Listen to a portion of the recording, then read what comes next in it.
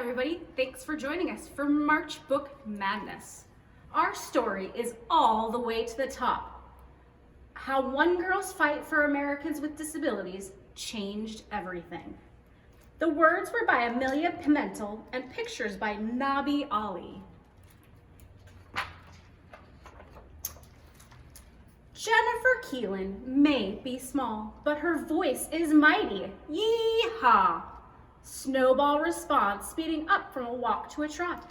Jennifer loves to go fast, but she knows she'll soon have less time for writing since she's finally old enough for school. She can't wait to make new friends. She's ready to go.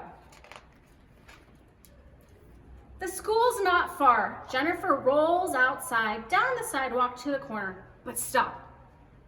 A 4-inch curb is a cliff to someone who uses a wheelchair. Her grandpa eases her wheelchair over the curb. Through the drop jolts Jennifer. She makes it to the building. But stop!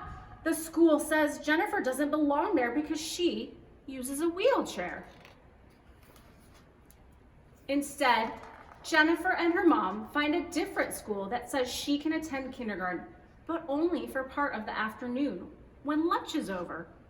As Jennifer rolls in each day, everyone is already busy. She has to figure out what's going on and how to join in. Since most kids have never met someone who uses a wheelchair, her classmates are confused and even a little afraid. "You'll never be one of us," some of them say. Jennifer knows they're wrong. She's just a friend waiting to happen. But how do you change someone's mind? She's not sure, but she's not about to give up. Jennifer and her family hear about activists who are working to make sure people with disabilities have access to public places like schools. They want to know more, so they attend a strategy meeting. Jennifer has never seen anything like it. The room is full of grown-ups with all sorts of disabilities. Some use wheelchairs, some use canes. None of them are sitting around waiting for things to change. They're shouting, laughing, and planning a big protest to get wheelchair lifts on buses.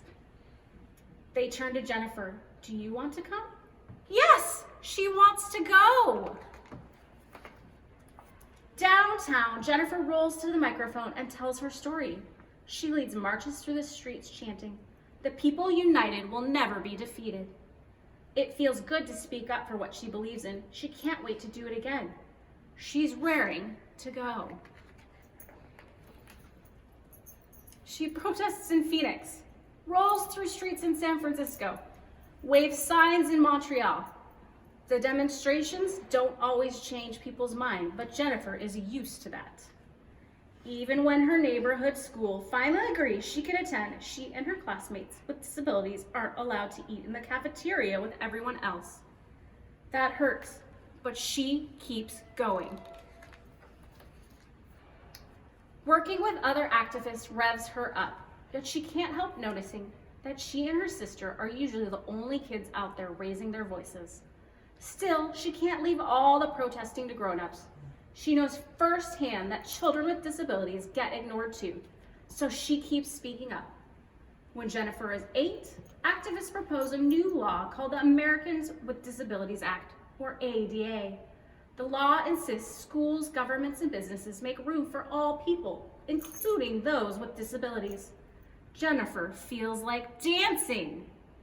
If it passes, it means sidewalks with curb cuts, buildings with ramps in addition to steps, and elevators with braille panels. It means Jennifer and her classmates with disabilities can finally go to the cafeteria with everyone else for lunch. Jennifer and her family watch the news for updates on the ADA, but reports never mention it. She switches off the TV in frustration, wishing she could change reporters' minds on what's worth talking about. Instead, the Keelans get their updates about the ADA when activist friends call. It's bad news. Members of Congress say the law will be too complicated and too expensive. They say it's just not worth it. Sure, the news station is ignoring people with disabilities. Jennifer and her friends are determined to find another way to make Congress hear their voices. It's go time. Her family buys plane tickets to Washington, D.C. As they march down Pennsylvania Avenue, Jennifer has never shouted louder. What do we want? The ADA. When do we want it? Now. Finally, they reach the U.S. Capitol, but stop. A mountain of steps block Jennifer and other people using wheelchairs from building where Congress makes laws. Grown-ups slide out of their wheelchairs and start pulling themselves up the steps. They will make sure members of Congress know they are here. Jennifer's heart races. This is what she's been shouting about. I want to climb the steps, she says. But stop. The grown-ups think she's too young. You can't do it. Jennifer knows this is not just about her. It's about her friends at school who are shut off at the cafeteria. It's about millions of other kids she's never met who got stopped at every turn. Jennifer wants to speak up for all the kids with disabilities who aren't there. I need to climb the steps. She slides out of her wheelchair, scoots along the sidewalk to the bottom of the stairway, and puts her hands on the first step. She hauls herself up. Tiny bits of dirt and rock dig into her skin. She drags herself up another step. The crowd roars. Reporters surround her with cameras and microphones recording her gutsy climb. I'll take all night if I have to, she vows, and she keeps heaving, hauling, dragging herself up those steps. She keeps going, all the way to the top. Pictures of Jennifer climbing the steps flash around the world. Reporters start talking about the ADA. Members of Congress see the news, listen to the activists, and finally, pass the ADA. Laws like the ADA don't change things overnight. Entrances have to be rebuilt, sidewalks redesigned, buses re-engineered. Slowest of all, minds have to change. So Jennifer will continue shouting and waving signs, organizing and explaining.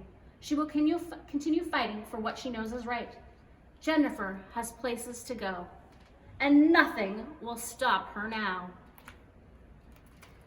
Thanks so much for reading along with us. Join us on Facebook and Instagram to learn more about March Book Madness.